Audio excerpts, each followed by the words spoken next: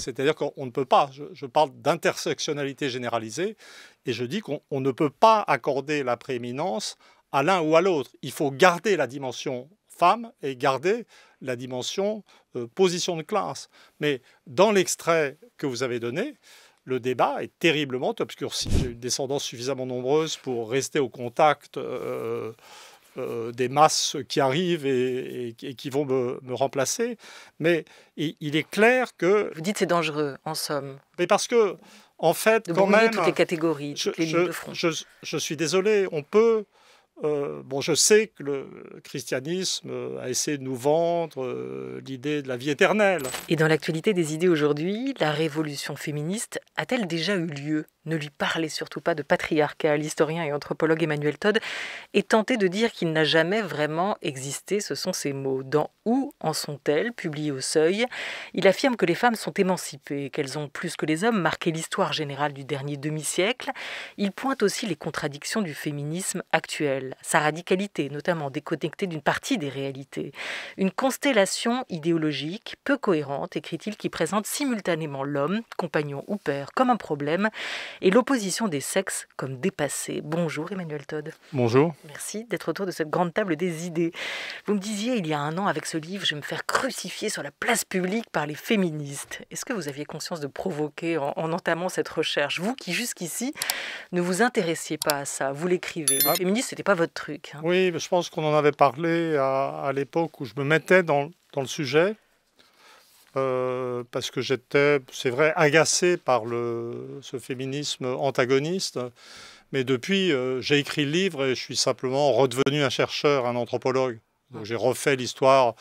Quand on refait l'histoire des rapports entre les deux sexes des 100 000 dernières années, quand on réutilise l'atlas ethnographique de Murdoch pour faire une nouvelle cartographie des types de relations entre les sexes, quand on passe aussi beaucoup de temps sur des statistiques à mesurer le dépassement éducatif des hommes par les femmes, quand on voit les contradictions entre la stabilisation des couples des classes moyennes et les idéologies conflictuelles qui en émergent ou qu'elles portent, on en sort comme un chercheur en fait assez indifférent au débat idéologique. Alors avant de ressortir les cartes et les courbes, de vous appuyer sur ces chiffres et de faire réécrire cette histoire du féminisme, qu'est-ce qui a provoqué l'envie d'écrire ce livre? Et notamment, vous le disiez, il y a un an ou deux, la période était quand même particulière.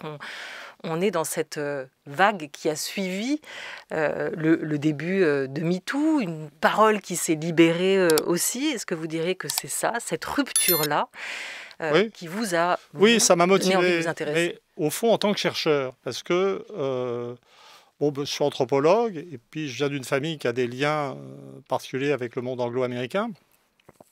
Et donc, je vivais avec l'idée d'un antagonisme structurel dans les rapports entre les sexes aux États-Unis, plutôt d'un modèle de séparatisme en Angleterre, dont ma mère me parlait quand j'étais gamin, et puis en France, d'une tradition de cordialité qui n'exclut pas le conflit et le divorce.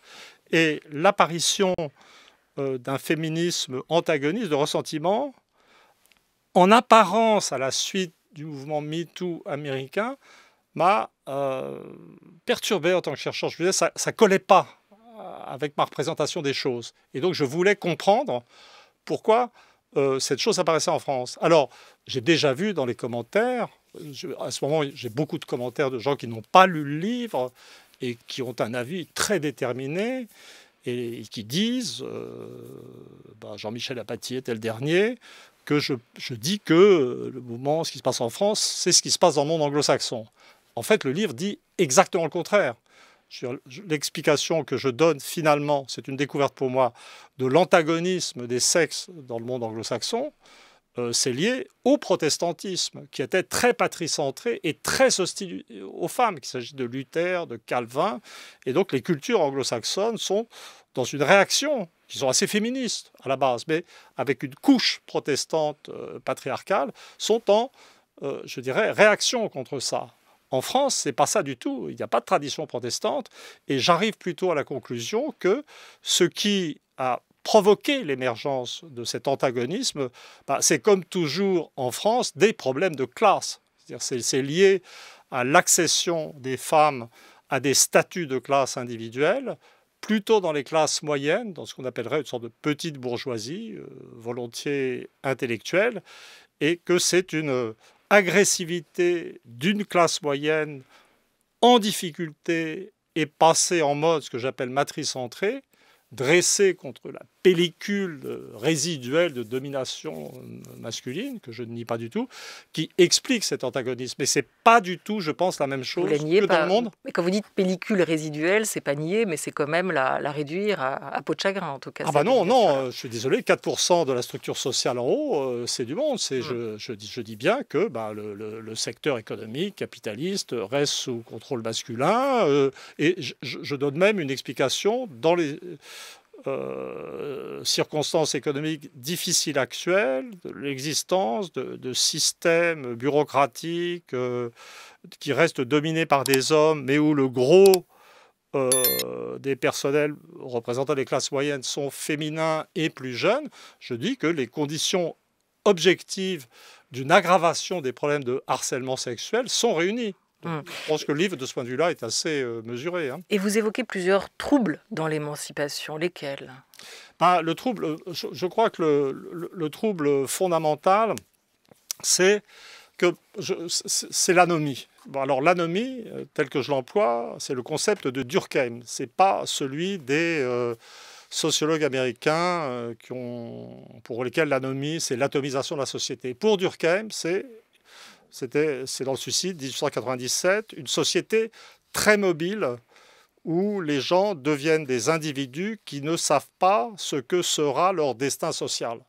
Et l'anomie, c'est ce dérèglement des attentes. On ne sait pas ce qu'on va devenir, on a des attentes qui sont déçues, qui sont satisfaites, etc. Et qui, dans les cas de déception, va provoquer, dans le contexte de l'époque, une hausse du taux de suicide. C'était masculin. Les taux de suicide masculins étaient 3 à 4 fois supérieurs à ceux des femmes. Ça reste le cas, mais avec des taux qui se sont vraiment effondrés maintenant. Et ce que je dis dans le bouquin, c'est que si on se rend compte que l'émancipation éducative et professionnelle des femmes est un phénomène qui a pour l'essentiel eu lieu dans les 50 dernières années, on se rend compte que des femmes qui existent maintenant pleinement comme individus, ce qui était seulement le cas des hommes autrefois, dans une société mobile, avec des attentes remplies ou déçues, etc., les femmes accèdent à l'anomie, à un certain type d'anxiété. Je l'appelle anomie douce, parce qu'on est quand même dans une phase, je dirais, très améliorée sur le plan des conduites individuelles. Et puis je dirais paradoxalement, c'est ce que j'avais dans un bouquin, c'est que le taux de suicide s'effondre parce que les gens n'ont plus garde d'attente. Donc une sorte d'apaisement par résignation généralisée. Donc le fait que cette anxiété sociale soit partagée aujourd'hui prouve bien que le gros du combat, la victoire est là, dans cette longue marche vers l'égalité. Et en même temps, il nous faut aussi maintenant, nous, femmes, accepter les pathologies, les faiblesses qui accompagnent aussi cette conquête-là. L'idée reçue la mieux installée, selon vous, quelle est-elle ? Que nous vivons aujourd'hui encore dans un système patriarcal ? Oui. Alors le mot patriarcal est sans doute l'un des clignotants. Je ne sais pas si je pourrais parler de chiffon rouge, parce que dans ce cas-là, on va se représenter, moi, comme un taureau excité, etc. Mais simplement, pour un anthropologue de formation, et après 5 ans d'anthropologie, l'utilisation du mot patriarcat, qui est une sorte de moulin à prière tibétain du néo-féminisme, en fait, quand même, c'est affreux patriarcat, c'est juste ridicule. C'est-à-dire que le concept est apparu, moi je l'ai vu apparaître dans la famille patriarcale de Frédéric Leplay, et c'est un mot qui servait à décrire la famille du Moyen-Orient, centrée effectivement sur les hommes, éventuellement la famille des paysans russes, mais la famille patriarcale, la famille indivise, le père, ses fils, etc., avec un écrasement des femmes, effectivement, moins fort en Russie, toutefois, et quelque chose qui n'a jamais existé en Occident. Ce que j'explique dans le bouquin, c'est que nous, l'extrême Occident, le vrai Occident, la France, les pays anglo-saxons, la Scandinavie, eh ben, on est resté très près du modèle familial des chasseurs-cueilleurs, nucléaires, individualistes, avec un statut de la femme assez élevé. Et si vous voulez, pour moi, j'essayais de voir en quoi ce mot de patriarcat me gênait. Mais finalement, je me suis dit, toute cette idéologie qui présuppose l'existence d'un patriarche universel, en fait, ça finit par me rappeler les créationnistes américains. Vous savez, cette espèce d'extrême droite biblique qui explique que la vérité de l'histoire humaine, c'est ce qu'on trouve dans la Bible, Adam et Ève. Vous voyez, et finalement, pour moi, et donc, j'ai une sorte d'exaspération de scientifique devant ça. Non, il vous paraît pas très juste, historiquement, ce terme, sauf qu'il a aussi évolué, sauf qu'avec les années, les féministes l'ont fait passer de la sphère privée à la sphère publique, pour certaines d'entre elles, cette idée du pater familias, du pouvoir de l'homme sur la maison. C'est ce qui s'est passé dans les années 70 avec une partie des féministes, à en croire notamment Manon Garcia qui utilise ce terme et qui l'explique. Manon Garcia, c'est une philosophe féministe, elle enseigne notamment aux États-Unis, elle est l'auteure de la conversion des conversations des sextes et elle est très écoutée aujourd'hui. Dans les années 70, il y a une division des féministes entre les féministes socialistes et les féministes radicales. Et les féministes socialistes, en gros, elles disent que tout peut être amené au capitalisme, qu'au fond elles sont marxistes avant d'être féministes et que donc il n'y a pas une spécificité de l'oppression patriarcale justement, mais que le patriarcat est une des formes que prend le capitalisme, donc c'est vraiment ce qu'on voit déjà chez Engels dans les origines de la famille, donc ça a quelque chose à voir avec la propriété privée et donc avec le capitalisme. À l'inverse, les féministes radicales veulent dire non, il y a une oppression qui est spécifique aux femmes et c'est l'oppression patriarcale et on a besoin du concept de patriarcat pour expliquer ce que c'est que l'organisation sociale qui opprime les femmes. Voilà, les mots grandissent, évoluent aussi, sortent de leur signification première. Est-ce que vous ne pensez pas, Emmanuel Todd, qu'on a besoin de ce terme aussi pour éclairer certaines réalités? Non, le débat entre facteurs de classe, facteurs de sexe, il est important.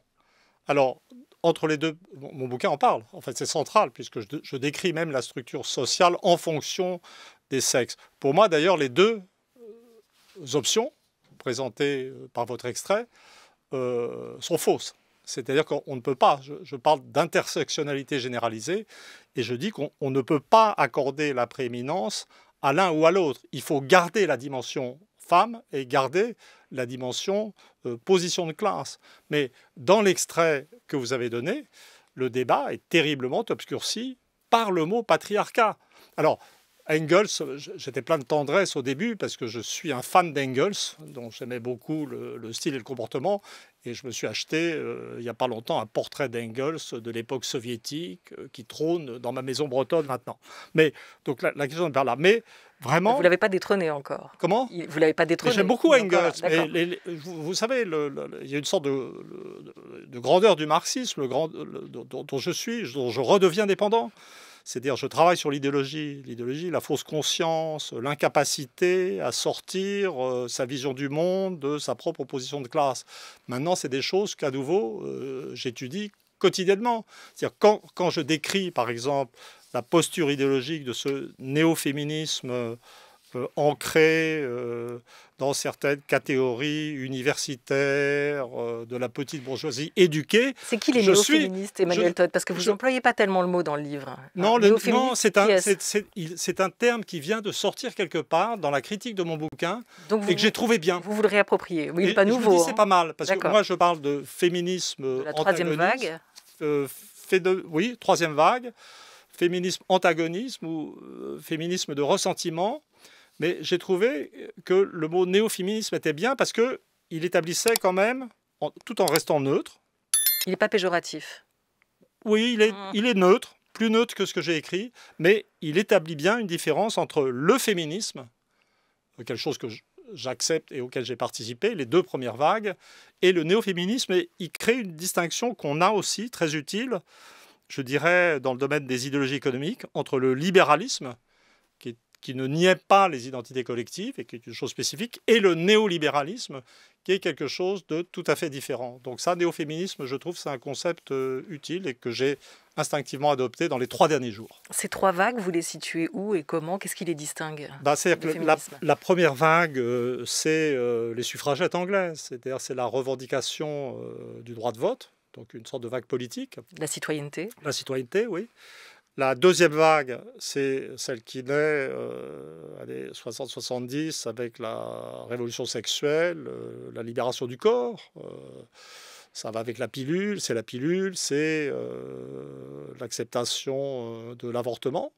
Alors ça, c'est 2 vagues qui ont été au départ, je dirais, portées par des femmes des classes moyennes supérieures, mais qui étaient visiblement bénéfiques à toutes les femmes.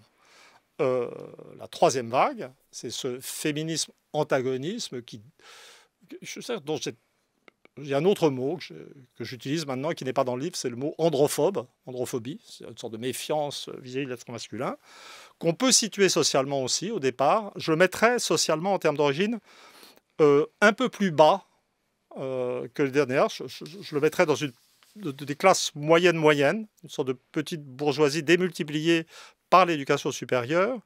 Et je dirais qu'au contraire des 2 premières vagues qui ont bénéficié à toutes les femmes de tous les milieux, ce féminisme antagoniste ou néo-féminisme de classe moyenne qui sème la suspicion sur les rapports entre hommes et femmes, je dirais, est peut-être utile dans la lutte contre des classes supérieures qui restent dominées par les hommes, mais produisent un accroissement des difficultés, je dirais, dans les milieux populaires, où la famille est encore plus déstabilisée, ou plutôt déstabilisée, ce qui n'est plus le vrai des classes moyennes, et où, je veux dire, en fait, c'est dans les milieux populaires qu'on aurait le plus besoin de solidarité et de confiance entre hommes et femmes pour survivre à des conditions économiques qui s'aggravent.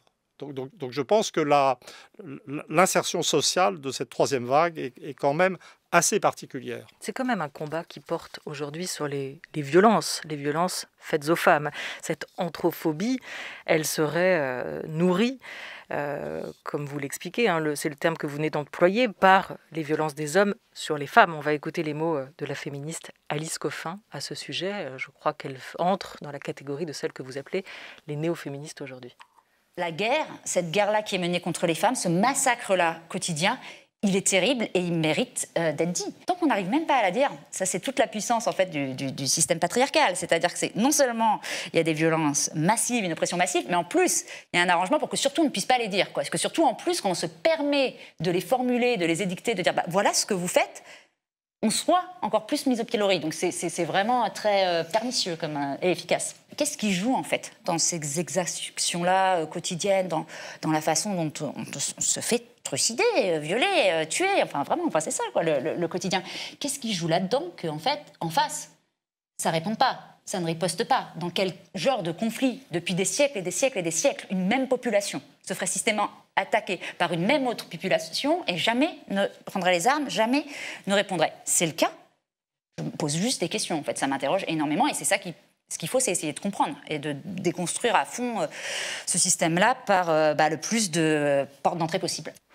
Alice Coffin, l'auteur du Génie lesbien, la dénonciation de ces violences, Emmanuel Todd, est peut-être un truc de petite bourgeoise, si on pense au statut des femmes qui portent cette parole-là, mais elle le porte, en tout cas selon elle, au nom de toutes les femmes, et ces faits-là de violence sont quand même préjudiciables aussi aux femmes des classes populaires. Donc elles se battent pour toutes. D'abord, je vais vous dire, Alors, nier l'existence d'une capacité masculine de violence, pour un historien, ça serait complètement absurde.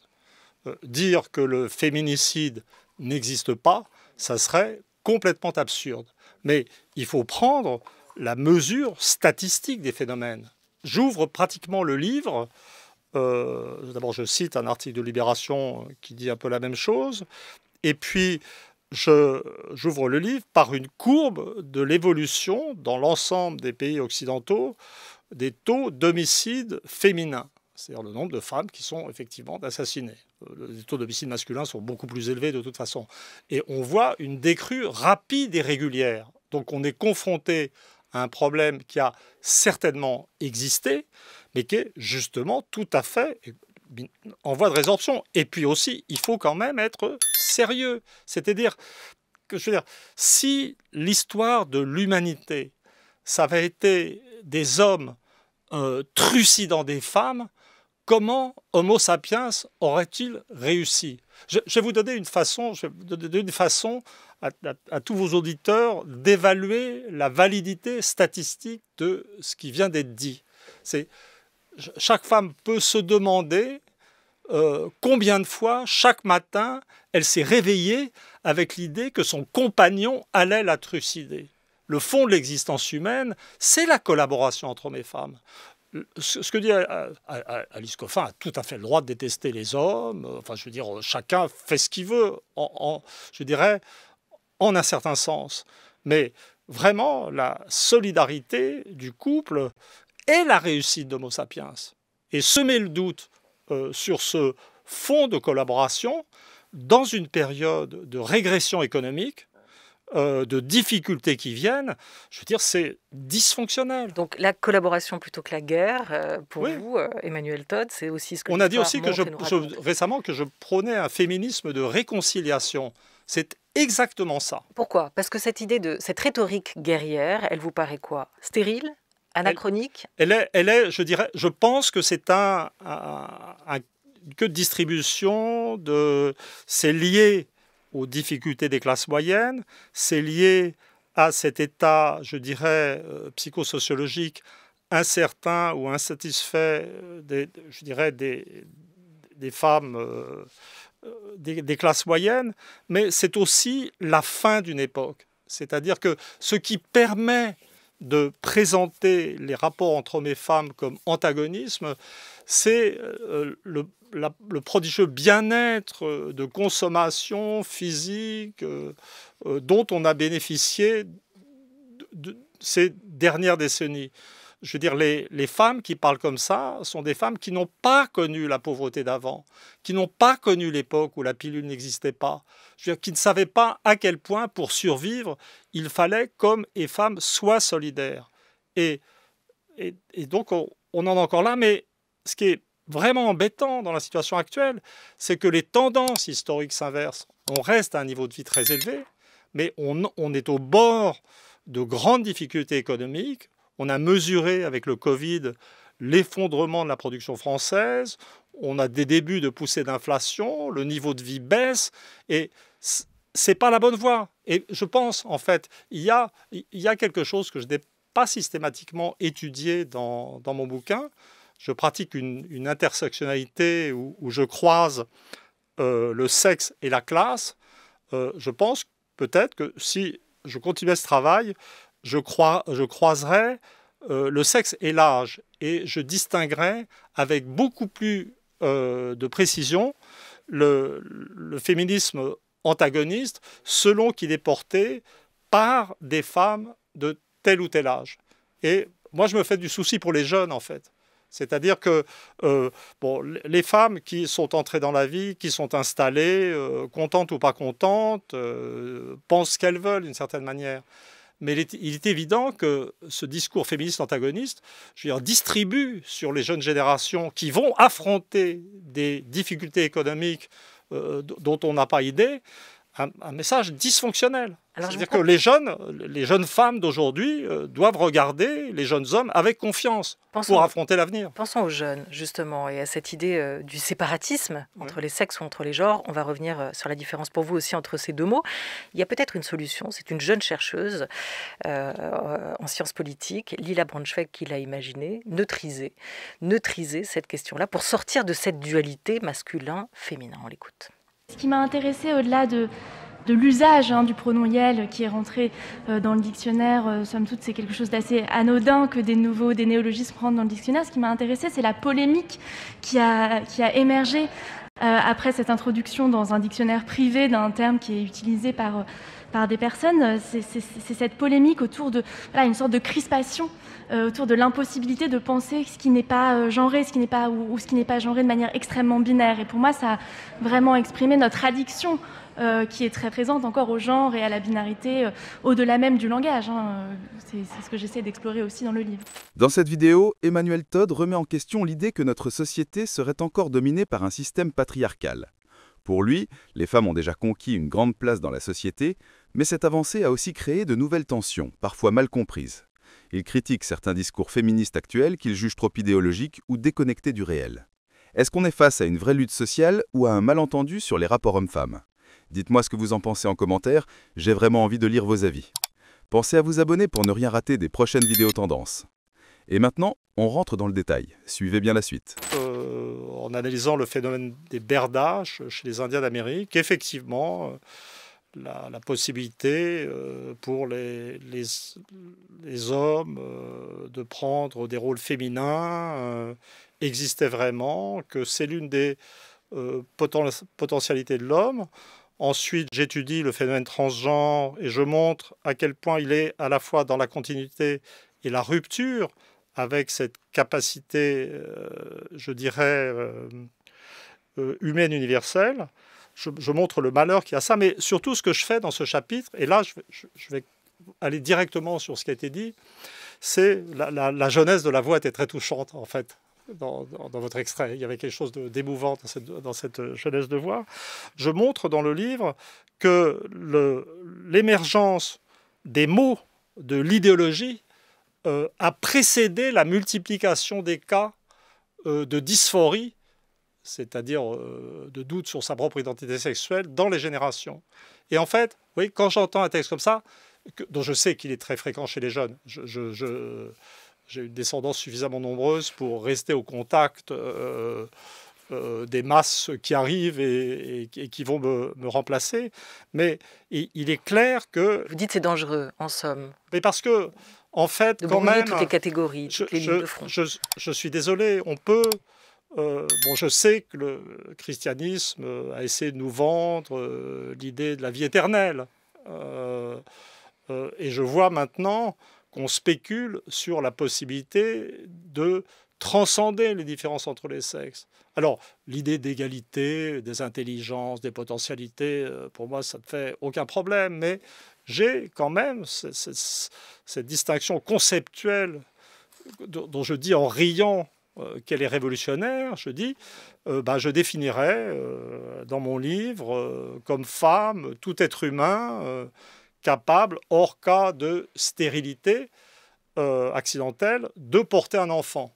Et l'inverse pour les hommes. Et je déduis toutes sortes de conséquences, en fait, de complexité de la vie pour les femmes d'aujourd'hui. Mais c'est au-delà de tous les mots sur la binarité, je veux dire, de tous les efforts pour dépasser ça, ça reste vrai. Je veux dire, la partie de l'humanité qui se consacre ou dont le corps est capable d'assurer la reproduction de l'espèce humaine, est une moitié de l'humanité. Il y a une contribution masculine.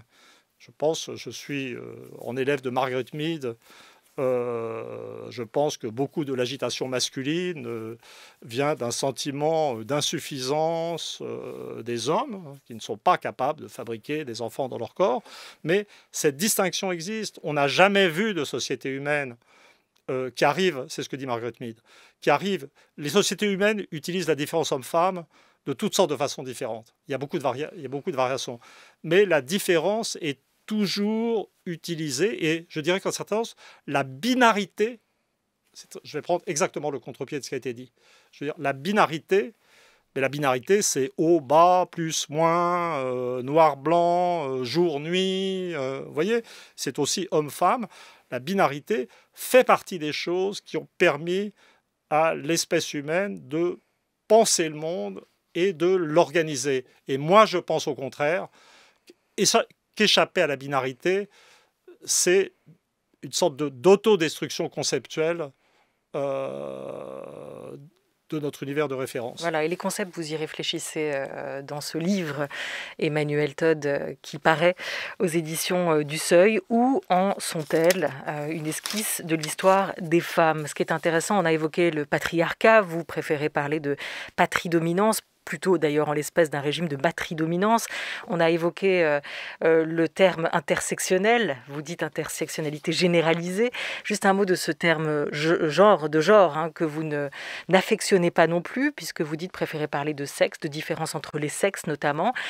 Et c'est vrai que quand on parle de troubles dans l'émancipation, quand vous écrivez sur les troubles dans l'émancipation, il y a un clin d'œil ou un pied de nez au Gender Trouble, le livre phare de Judith Butler, paru en 90, Bien vu. Qui avait introduit le concept clé de genre. En quoi il vous perturbe aussi ce terme-là? En quoi il vous paraît inexact, incertain? C'est technique. C'est-à-dire qu'au départ, s'il avait vraiment réussi à distinguer une sorte de substrat biologique de la différence homme-femme, et s'il y avait un terme qui permettait de mesurer la variabilité des statuts de la femme ou du statut des hommes, qui sont définis ensemble finalement dans les sociétés, il aurait pu être utile.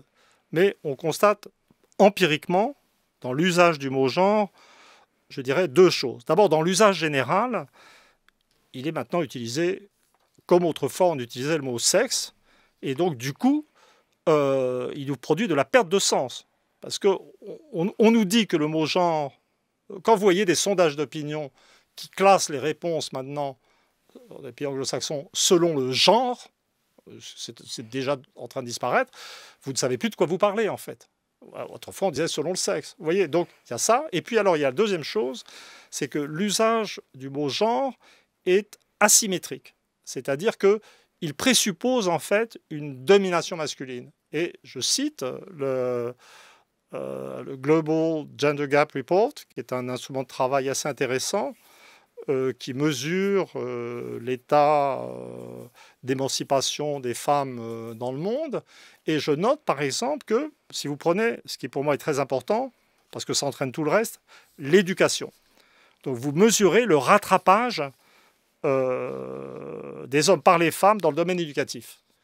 Donc vous êtes 0,8, 0,9, vous arrivez à 1, c'est-à-dire vous arrivez à parité. Les femmes ont rattrapé.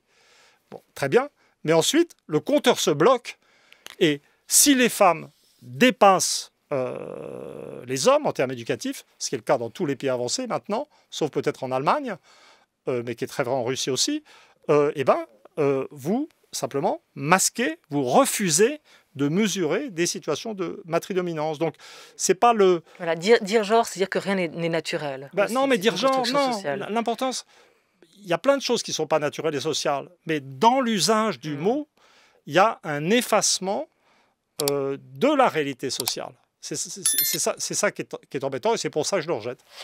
Merci beaucoup Emmanuel Todd. C'est un livre à la fois d'actualité, Où en sont-elles, qui raconte, pose un regard sur le mouvement féministe et l'actualité aujourd'hui. Mais c'est aussi un livre d'histoire et un livre anthropologique. 2 phrases de vous à comprendre en vous lisant. Le féminisme a dynamisé l'histoire et dynamité l'anthropologie. Et j'ajoute, ce livre traite les femmes en adultes sociales plutôt qu'en victimes. Voilà pour le point de vue qui est défendu dans cet ouvrage. Où en sont-elles? Une esquisse de l'histoire des femmes qui paraît au seuil. Merci beaucoup Emmanuel Todd d'avoir été Merci à vous. Autour de cette grande table des idées aujourd'hui. Merci à Vivian Lecuivre à la réalisation aujourd'hui, avec Jacques Hubert à la technique. C'est Lucas Bretonnier qui a programmé cette émission, préparée avec Laura Dutèche-Pérez. Merci à Henri Leblanc pour la grande table culture du jour, avec l'aide précieuse de Marie Fraboulet et de Hosanna Chauvin. Très belle journée à tous sur France Culture.